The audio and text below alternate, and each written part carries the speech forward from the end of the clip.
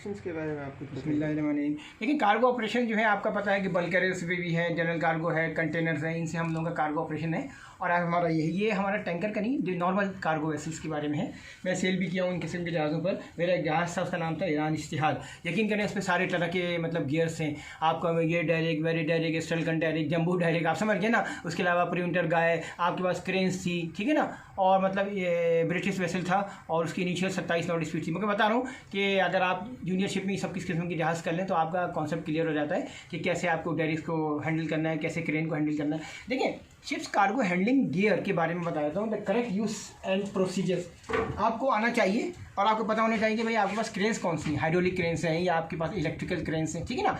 Operational capabilities and limitations of each form of the gear, single and multiple derrick gears, shipboard cranes, derrick cranes, heavy lift derricks, statutory requirements regarding testing, inspection, use of repair, statutory obligations। देखें, ये बड़ी important चीज़ है। In the case of cargo gear failure, the conduct of cargo handling operations. अब जैसे हमारे अब होने वाले हैं एनुअल इंस्पेक्शंस वगैरह, हमको अपने जो चीज़ हमारी मिसिंग थी हमने उसके स्पेयर्स मंगा लिए, ठीक है ना। हमारी एक क्रेन थी, जैसे एग्जांपल के तौर पे हमारी जैसे 25 टन थी, बाद में जो उसने जो है मतलब वो लिफ्ट नहीं कर सकी, तो फिर वो लॉयड फिशर ने उसको कम करके 20 कर दिया।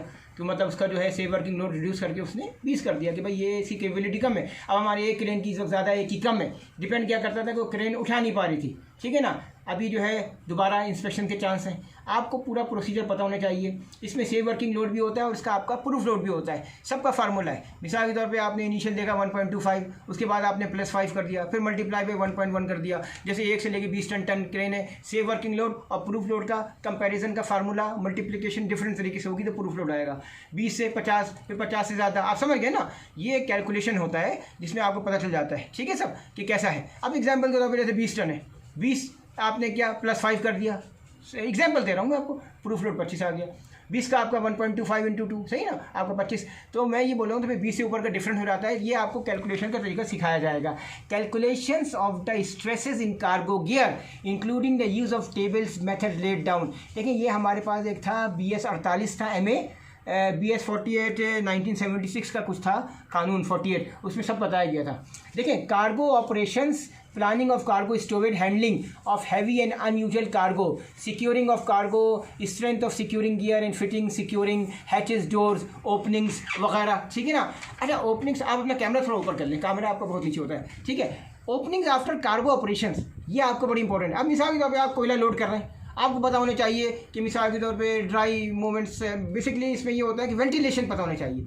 सरफेस वेंटिलेशन क्या है, मैकेनिकल वेंटिलेशन क्या है, कोल जो है liable to heat, methane gas emit करता है। तो ये सब चीज़ें आपको बताना चाहिए। यार हमारा टॉर, अब आप मिनरल कॉन्सनट्रेट यूज़ कर रहे हैं। मिनरल कॉन्सनट्रेट में क्या होता है, ड्राई मूवमेंट भी हो गई, वेट मूवमेंट भी हो गई, ठीक है ना। फिर ये कि TML है, ट्रांसपोर्ट मास्टर लिमिट, ये आपको पता होना चाहिए क्योंकि इससे फिर लिस्ट भी होगा। आपका कार्गो जो एमिट करेगा mineral concentrate, pink red colour का पानी हो जाएगा, आप देखना बिल्डिंग्स वगैरह में। कार्गो ऑपरेशन में देखें, storage of cargo, handling and heavy of unusual cargo, securing of cargo is important. यह आपको प्रॉब्लम कब होगी, जब आपका एंगल ऑफ रिपोज बनेगा। ग्रेन लोडिंग वगैरह में आपको शिफ्टिंग बोर्ड्स लगाने हैं, एंगल ऑफ रिपोज का ख्याल रखना है, क्योंकि देखें वो एक अलग है। वहाँ पे अगर शिफ्टिंग हो गई तो जहाज लिस्ट हो गया, वहाँ पे फिर आप थोड़ी कि आप इधर से जल्दी पानी ट्रांसफ़र कर दिया। Knowledge of the content application in the legislation and publication pertaining to the carrier of cargoes. देखिए, इसका सबसे अच्छा तरीका ये है कि आपके पास जहाज़ पे थॉमस स्टोरेज होनी चाहिए। थॉमस स्टोरेज से आप दुनिया की सब किस्म के कार्गो को आप देख सकते हैं, ठीक है ना। अब मिसाल के तौर पे आपको शिप स्वेट, कार्गो स्वेट का पता होना चाहिए। The carrier of cargo during the carrier of ship and cargo sweat.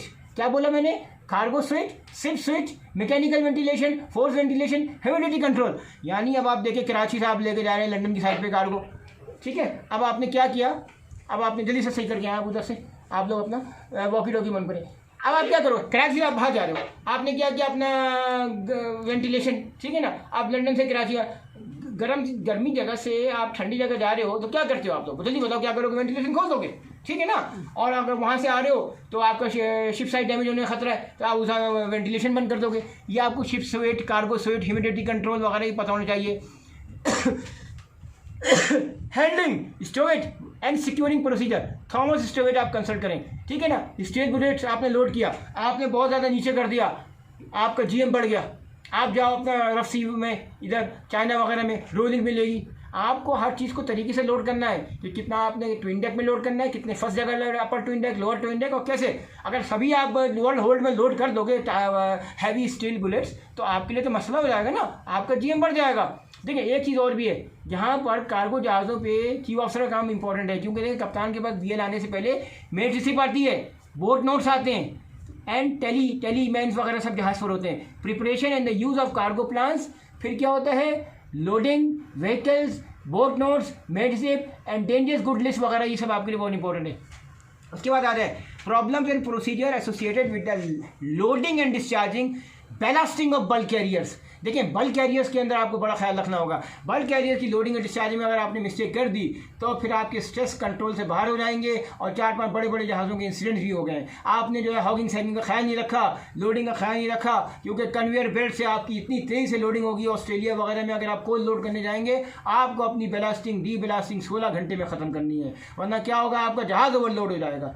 आपको बहुत है अगर हो सके तो आप इनिशियल स्टेज पर थोड़ी सी अपनी बेलास्टिंग, और फिर ये होता है कि जब ये बड़े बड़े जहाज़ होते हैं तो इसमें तो आप लोग होल्ड भी भरते हो, होल्ड को भी पानी से भरा जाता है इस किस्म के जहाज़ों को, ठीक है ना। तो आपको इन जगह का बड़ा ख्याल रखना है कि आपने बेलास्टिंग डी बेलास्टिंग कैसे करना है। नीट एंड क्लीन आपका होल्ड होता है, स्टेबिलिटी कंट्रोल करने के लिए हम उसको भी भरते थे, ठीक है ना, और फिर बेलास्टिंग डी बेलास्टिंग उसको भी करनी है। तो अप्रोच से पहले आप हो सके तो मैक्सिमम डी बेलास्टिंग कर दो, ताकि जब आपकी डिस्चार्जिंग शुरू हो, सॉरी लोडिंग शुरू हो, तो आपका बेलास्ट जो है ना मिनिमम रहे, वरना फिर आपका ओवरलोड होने का खतरा है, ठीक है ना। अब अगला calculation involving load lines, laydays, dispatch, demurrage and portage bills. Okay देखिए डेमोरेज डिस्पैच हम ये डिटेल्स जाएंगे जब आपका बिजनेस होगा। बेशक कार्गो ही की वजह से सब कुछ होता है। कितना टाइम हो गया आपका? 6-7 मिनट। हाँ ठीक है, मगर असल चीज़ ये होती है कि बिजनेस एंड लॉ में ही हम इसको डेमरेज एंड इसकी डिस्पैच की कैलकुलेशन करेंगे।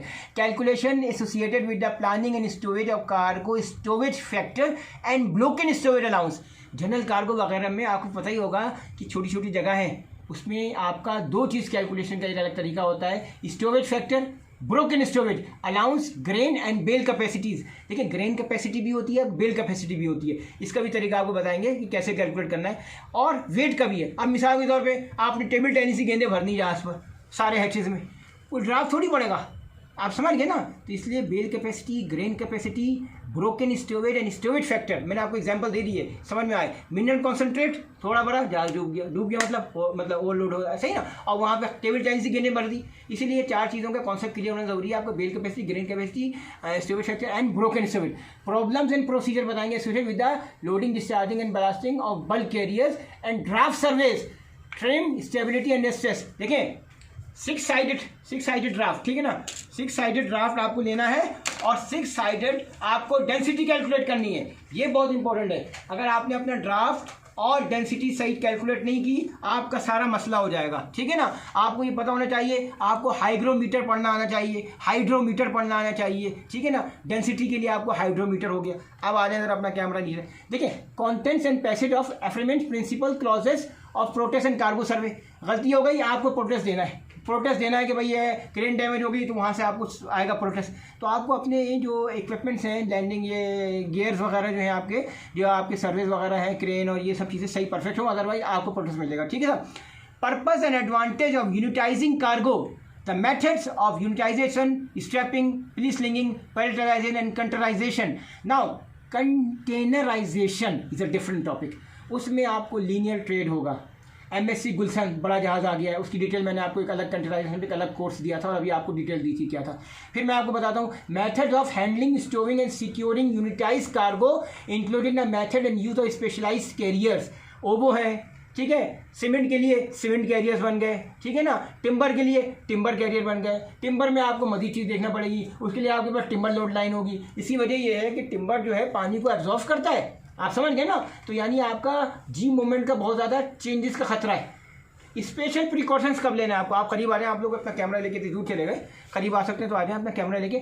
स्पेशल प्रिकॉशंस कब लेना है आपको? जब आपका प्रॉब्लम होगा, जब कैलकुलेशन चल रही होगी, उस वक्त आपकी मिस्टेक होने के चांसेस कम होने चाहिए। Terms and taken carriage of dangerous goods या डेंजरस कार्गो इन कंटेनर्स या अदर यूनिटाइज फॉर्म। देखिए कंटेनर्स का डेंजरस गुड अलग है और ज़्यादातर कंटेनर में होता है, तो आपको एमफैग, EMS, IMDG कोड का इस्तेमाल होगा। International maritime dangerous good code होगा, EMS emergency procedures and MFAG medical facility guide. ये चीज़ें आपको पता होनी चाहिए, इसमें मिस्टेक होने के चांस कम है, ठीक है। और CFR अगर आप यूएस वगैरह में हैं तो आपको हैजमेट का कोर्स भी कराया जाएगा, हैजर्डेड मटीरियल्स कोर्स। तो इसमें आपको सारा हैजमेट का हैजर्डेड मटीरियल्स और सीएफआर सारा यूएस लॉ, यूएस रूल्स अलग है। अब कार्गो हो गया, नॉन लिक्विड बल्क कार्गोज आप समझ गए ना, वो आपको मैं अलग से बताऊंगा। इसमें केमिकल्स का अलग होगा कोर्स हमारा, केमिकल्स का एक छोटी डिटेल अलग होगी ना।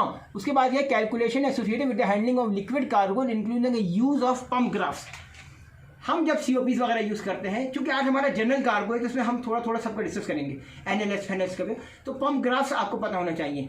पंप ग्राफ्स अगर आपको नहीं पता होगा तो फिर पंप ऑपरेशन में लोग मिस्टेक कर देते हैं, ठीक है ना। हम कितने मिनट हो गए आपके? 11 मिनट हो रहे, 1 मिनट और करते हैं।